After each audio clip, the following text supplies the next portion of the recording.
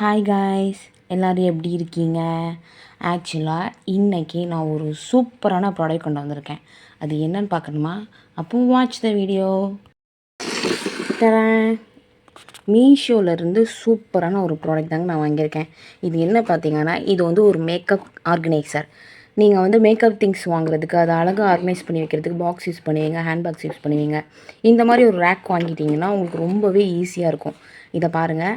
இது வந்துட்டு உங்களுக்கு ஃபஸ்ட்டு 2 காலம் கொடுத்துருக்காங்க. அடுத்து லென்த்தாக ஒரு ரோ கொடுத்துருக்காங்க. அதுக்கடுத்து ஒரு 3 ரோ கொடுத்துருக்காங்க. மேலே ஒரு ஸ்லாண்டிங்காக ஸ்ட்ரெயிட் ஒரு ஆர்கனைசர் கொடுத்துருக்காங்க.